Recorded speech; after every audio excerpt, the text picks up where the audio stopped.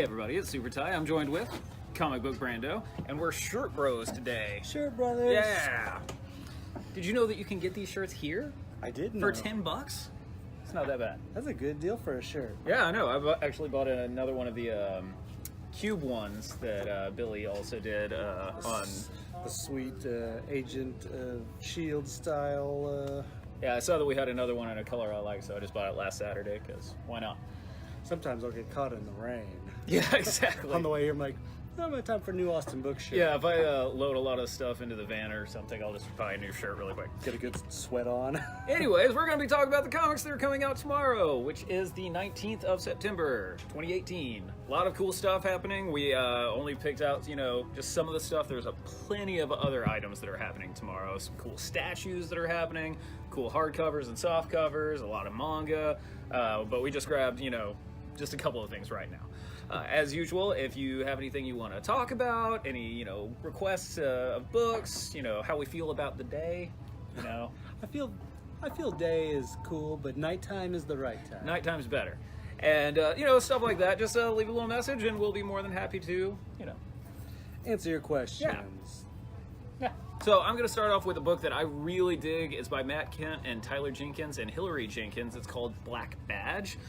I talked about the first issue last month, basically Black Ops Boy Scouts, and this issue, it kind of even makes a point saying, wow, we just finished our last mission and we're already doing our next mission, like just turn the page and it's there, which is exactly what happened. Really dig this series. We even run into their Canadian counterparts, the Young Mounties, which I thought was pretty cool. So it's like an international ring, not just, American Boy Scouts. I dig it. Matt Kindt's one of my favorite writers. Tyler Jenkins did the artwork for Peter Panzerfaust. Really great stuff happening this boom title. All right. Batman Damned. Check out this first DC Black Label release. It's a nice, sort of square-boundish, magazine-sized comic, written by Brian Azzarello of 100 Bullets fame, with art by Lee Bermejo. Lee Bermejo. I blanked out his name. Well, I wasn't looking at it. Who's done like many Batman, Did Luther, graphic novels. Yeah, Luther and Joker. Yeah, Noel. So in this one, it's going to be like a 6 issue. I believe it's a 6-parter. 6 or 8, multiple issues. The Joker's dead, and no one knows if Batman killed him, including Batman. So he's going to seek some help from John Constantine and some other DC characters. This thing is a psychological, supernatural sort of horror mystery, and that is totally my cup of tea. So I'm very stoked about this. I think this is going to be the Batman book of the year. Yeah. Come check it out. It's going to be really cool. I'm very excited. Not all audiences appropriate. No. They drop an F-bomb, I'm told. There's an F-bomb in there, and so you want to be cautious who reads it, but it is an awesome, and that's what I think what the Black Label. Yeah, the Black Label, about, it's right? kind of like their Marvel Max, it's like the more adult stuff. Adult superhero horror mystery.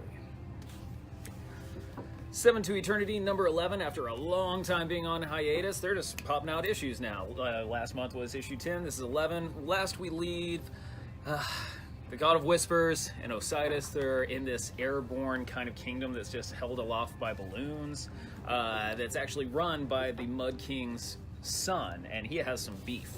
And man, pretty crazy book. If you have been reading it, you know exactly what I'm talking about, how crazy it is. If you haven't been reading it, it's kind of like Star Wars, science fiction, fantasy kind of book. I really dig it. There's a lot of emotion in it, a lot of heart, a lot of mindless gore that also happens, and sky squids, which is, you know me, I'm all about that. He's got beef. Yeah. Angel says, sup? Sup, Angel? Gary says, how's it going? It's going good. It's going awesome. Also definitely getting damned. Return of Wolverine. Charles Soule and Steve McNiven are bringing back everyone's favorite Knucklehead. So Logan's back, but he doesn't actually know who or what he is. So he's just surrounded by blood and chaos and dying people, and he needs to find out some answers. He gets told to go chase after this group. He doesn't know why or what's going on, but we're going to find out what is happening with Wolverine. How is he back? What's his mission? What's going to be coming up for the famed X-Man. And also tons of variant covers. Tons of variant So covers. Steve McNiven does a different Wolverine costume on all these different ones, like Weapon X, X-Force. Yeah, if you like this pose but don't love this costume, every other Wolverine costume pretty much has become one of these covers. Yeah. So, Favorite Wolverine costume? the brown. Brown and tan. Yeah, same. We talked about this a little bit. I know. I just wanted to reiterate that that's the best one. Avengers number 8. So after the first 6 issues, you know, giant celestial fights and all this crazy stuff, it kind of ended very abruptly, and then it went to the prehistoric Ghost Rider, which was a great one-shot issue. This is the resolution of all of that happening. So we find out what happened to the evil Celestials. We find out their new base, which is actually pretty cool.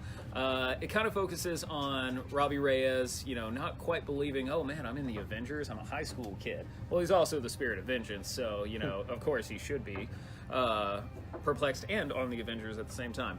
Actually drawn by David Marquez, friend of the store. Heck yeah. Yeah, this issue is drawn by David Marquez, who I think is one of Marvel's best artists right now. I really love his kind of stuff.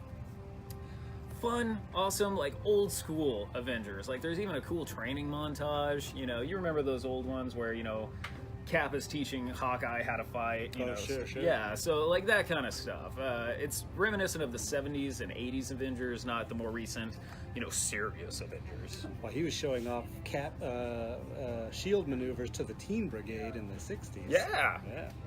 Clayton says, what's going on, fellas? Comics. Just comics, man. Yeah. Batman number 55. Batman and Nightwing go out on a mission to stop some crime. As they do. Yeah, as they do. There is a big moment that you may or may not have heard about in this issue, so I won't say anything else about it. You should probably check it out. It will have lasting effects. I think I know what you're talking about. You probably do. It's Batman as Bruce Wayne. No.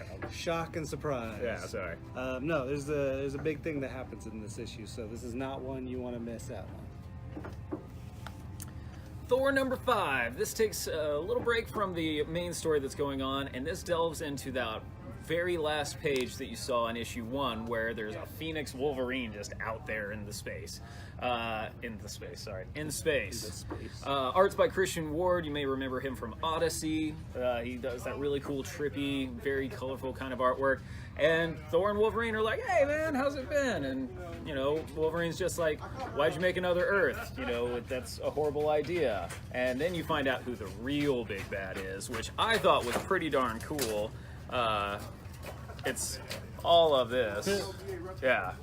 Just goes all out. It's pretty great. Wow. Yeah, I love this Thor book. It's the most rock and roll book I've been reading recently. It's just like straight up Led Zeppelin crazy, you know, metal kind of stuff. Love this book. It's fun. Awesome. Amazing Spider-Man Annual number 1. Awesome cover too. Yeah, so this is a great Gabriel Dell'Otto cover with poor Peter trying to rip off the Venom symbiote. The story is basically Peter acquiring the symbiote back after during the Secret Wars, but it's told from the point of view of the symbiote. Oh, that's cool. Yeah. That hasn't been done. It's pretty creepy and weird, a little bit horrific, and then the symbiote was doing things that didn't really know about in the original run of the comics. So you get to see kind of like a shocking, terrifying thing happen that maybe will be built upon later. Really cool story that takes place in the past, but maybe has some new ramifications. Nice. Yeah. I actually have that on my pull list. Pull list, you say? Did you know that we do a pull list here? Most awkward segue I've ever heard in my life. I'm not great all the time. If you don't know about our pull list, it's really simple. You just go to our website, say, you know, reserve my comics, click what you want, send it back to us, and we'll have it ready for you first thing tomorrow morning, 9 in the morning. Awkward segue, over. Venom number 6. So this is the culmination of Donnie's first story arc. Venom is really peeved off at the space dragon that's also the god of the symbiotes, and he's going to war in this. It has some really cool moments, a really cool arming up scene that I thought was pretty interesting, but I don't know how happy of an ending everything's going to be getting. Well, I do, but you should definitely check it out because it was not what I was expecting. I was like, oh, okay, that's all right. Let's see what happens next. So, not gonna lie, first time I've actually really gotten into a Venom book, you know, because back in the day I was just like, all right, but this is like one that I'm actively into now. Sweet. Yeah. Yeah, it seems like it's been a while since there's been a traditional Venom book. Yeah. Where it's like Eddie Brock is Venom. Yeah. We had Flash Thompson. We had. Like, That was fine. It was cool. It just, you know, it wasn't. It wasn't really. It Venom. wasn't a Venom book. It was, you know, oh, cool, you know, spacesuit with tentacles. But like a nice pure Venom book. It's been a while. Yeah. Justice League 8. This is another Legion of Doom issue. Shocking and terrifying decisions and choices are made when Lex brings someone into the Legion of Doom headquarters that will drop some jaws. What do I say? A certain someone from Certain crossover. a certain major Batman-related crossover, and someone that even the Joker's afraid of. So check that out. Very cool. Don't know what that's going to mean, but probably really bad things for everyone involved.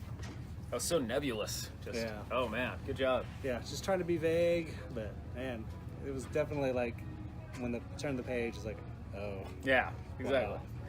Matt says, "What's up, guys? I watch your videos weekly, but this is my first time catching it live. Thanks for doing these. doing these. Yeah. Thanks for Matt. joining us, Matt. Yeah. You know. Watching us either live or pre-recorded. Yeah.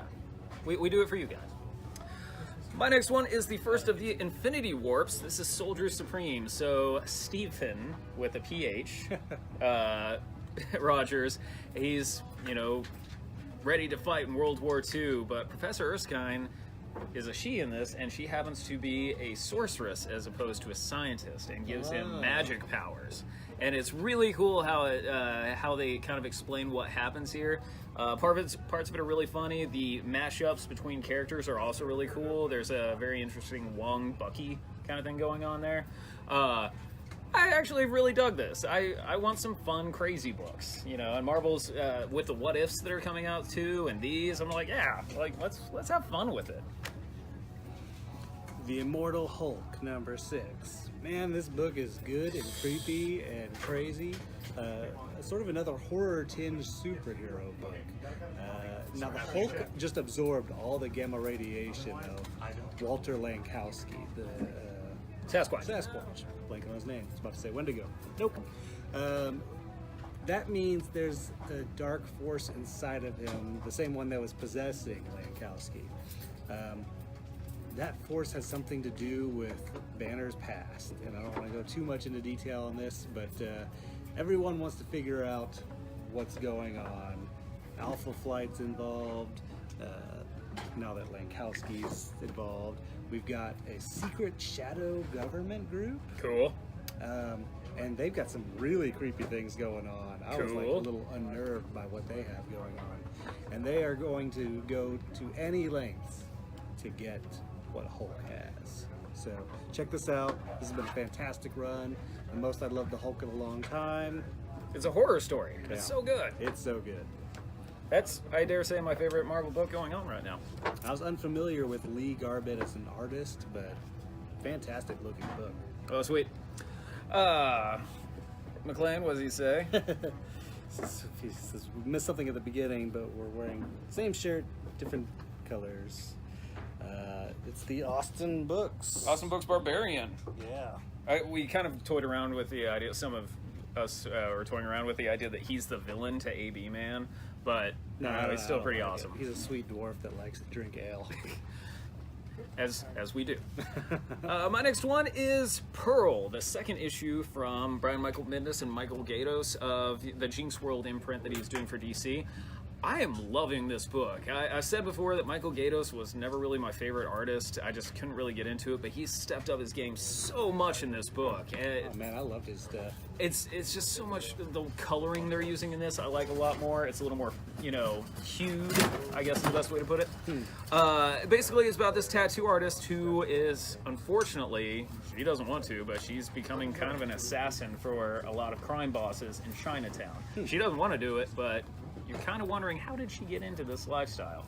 I love it. The artwork is just so solid. It's so great. I love this book. Thank you for your time. Kick-Ass number 7. This is a new story arc written by our friend Steve Niles with art by Marcelo Frusin. So this Kick-Ass is different from Dave Lazuski.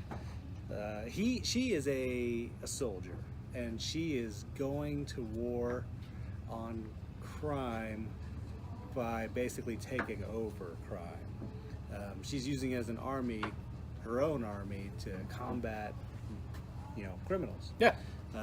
Very cool, very neat stuff. She is making waves, and that is getting the attention of other criminal bosses who are now preparing for this fight. I really dig this new sort of this Kick-Ass with more heart. Love the original Kick-Ass, but this has been pretty cool in that we're getting to see a mother, a soldier, a hardworking woman just being badass and trying to make her community better through the skills that she picked up as a combatant. Like our moms. Like our moms, if they were badass soldiers. And those of us that do have moms that are badass soldiers, totally your book. Brad says that what I said was blasphemy about Michael Gaydos. Sorry, dude. I own up to it. I like it now. He's the one who turned me on to I like it Gaydos now. Originally. Hey, for the longest time, I didn't like Jack Kirby's art either, but now I love it. So, I know. It's fair. As a kid, I didn't like Kirby's art either. But Yeah. Once it sort of hit me like a brick. Yeah, It's oh, God, 2 years so ago, it good. hit me like a brick. I can grow. My next one is Mr. Miracle number 11. This is the second to last issue. A lot happens in it. I'm not going to tell you anything about the plot. The cover says it all. There's a big confrontation. If you've been reading this, you know what the confrontation's about. If you haven't been reading this, you need to catch up. This is Tom King and Mitch Gerads. I'm told that's actually how you say his name. Gerads? Yeah, Gerads.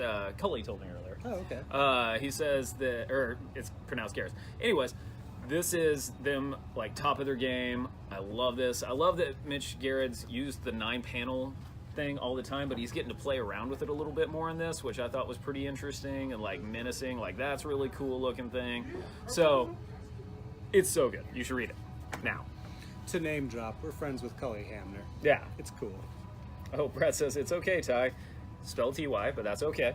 It's all good. Is that how Ty Diggs spells his name? Tay Diggs? Tay Diggs. There's an A in his name. Yes. So not at all. Not a bit. He didn't have his name right at all. The Life of Captain Marvel number 3. So, the new Captain Marvel.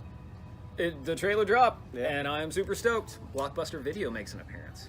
Yeah, I noticed that. Yeah. Oh, yeah. People are jazzed. People want to know more about Carol. This mini-series is all about Carol's secret history. We're getting to find things out we didn't even know before. Some shocking surprises, too. We get some glimpse of her past as she goes back home to kind of take a breather and take care of things back home. Very cool. Lots of Boston accents. I'm over here. But great series, and if you're curious at all about this character, this is what you want to pick up. The Wildstorm number 17. We've been talking about this for almost a year and a half. I love it. It's Warren Ellis getting to recreate characters that he's been, essentially created a while back, but putting a little spin on it. There's always a new character that shows up that you're like, oh wait, they're going to be in this too, which I really dig. Man, it gets a little confusing, but that's me. It's a good book. It's making me think. It's like, oh yeah, okay, so now I got to remember this thing that happened here. Oh, now it's playing into here 4 issues later. I like that. Yeah, that's the way I can put it. Artwork's great as well. Awesome book. Death or Glory number 5. Man, this thing is high octane awesome. This is a great book by Rick Remender. Just crazy good. So Glory has a problem. Her father needs an operation. She tried to get money with a heist. Didn't go exactly as planned or well at all. And now she is basically saving people left and right, running from assassins, from crooked cops, and things are culminating to a big showdown. Awesome series. Love it. If you're a fan of car chase stuff or just cool action movies, sort of in the spirit of John Wick, but with a little bit of craziness like Luchadors, there you go. My first trade is The Mighty Thor, Volume 4, The War Thor. How many times can I say Thor in a second? Or So, for the longest time, people were like, who's this War Thor? Because the Ultimate Hammer from the Ultimate Universe shows up out of nowhere, and then the Unworthy Thor happened, and all this crazy biz was happening, and then you get the War Thor. Huge fights, big cosmic craziness, artwork's gorgeous, love it. sweet. Captain America Annual #1. This is the first, I believe, the first Marvel work by writer Tini Howard, and this is a personal story for her and the artist, who is Chris Sprouse, with Ron Lim even. So we've got a story from World War II, a story, an untold tale of Cap and Bucky's fighting overseas. And they're saving a special group of people from Nazi attack. Very cool story, nice one-shot Captain America story. Give this a read if you want to read some classic Battlefront Cap classics. My next one is the final volume of Descender. I loved this series. It was great. It's a really thick volume as well. Like, there's a lot going on in this. Ends really well and sets up a new series that's going to be very cool as well. If you've been reading this, you know it's such a great book. If you haven't, it's now done. You can just read it all over the weekend. We have all the volumes here. We always do 10% off. So just come by, pick it up. Like, one of the best sci-fi series I've read in forever. You'll thank us. Yeah. Dogman, Lord of the Fleas. This is the latest volume of the mega popular all ages series from the creator of Captain Underpants. If you ever wanted to know what comic to get your kid, get them one of these volumes. Great big fat volumes, lots of comic story. They'll love it. They'll plow through it in no time. Yeah, and there's, we have a large all ages section and many employees that can help you figure out what to get for the younger readers in your family or friends or what have you. Skyward. This is the first volume. Imagine one day gravity just stops. So that sucks because people are out running for a jog. They fall out of the world, essentially. What happens with water? Oh, yeah. Giant bubbles of water just floating around. If you get stuck in there, good luck. Like, you can't really swim your way out because there's no traction or gravity to keep you one way or another. It's messed up. But some people have adapted and are having a good time. Like the main character here. She's a delivery girl, and she wants to go across the country, but it's really hard to travel across the country because you know what's out in West Texas? Nothing to hang on to. It is flat and barren. Been there. Yeah, exactly. Yeah, you've passed by many of my old haunts. There's nothing. There's nothing. So, very interesting. It also is kind of a little crime caper because trying to figure out, wait, who turned off the gravity? Is somebody at fault? Very interesting book. Loved it. It's really cool. It is continuing on. There's a new issue that's coming out tomorrow as well. I just didn't grab it because I figured I was talking about this. So, new issue. You can catch up with this. Get the next part. Boom. Nice hardcover of Amazing Spider-Man Red Goblin. Norman Osborn has always been one of the most fearsome, terrifying villains of Spider-Man. A jerk face. But he's been less so. He lost his crazy, taken away from him by Spider-Man. And now he just doesn't have what he needs. Until he comes up with a plan to get what he needs from the Carnage symbiote. That's right. If you need crazy, get a Carnage on you. And then become horrible, horrible nightmare version of even your worst, you at your worst. Crazy storyline. Norman goes after everyone. He knows everything, so that's bad news for Spider-Man. How can Spidey stop a menace like this? find out in this awesome hardcover that closed out Dan Slott's awesome run on Spider-Man. Is the annual in there also? The 801? I'm sorry, not the annual, the 801 issue. It does have 801, yes. Which is really such a beautiful issue. Yeah, it's just that was so great. great close to a perfect run. Yeah. Sorry, I'm looking up the price of the Sidekick Special. This is the Angel Omnibus. You know, we've had so many people come in recently asking about Buffyverse stuff. And, hey, look at this. Angel. It is on special now.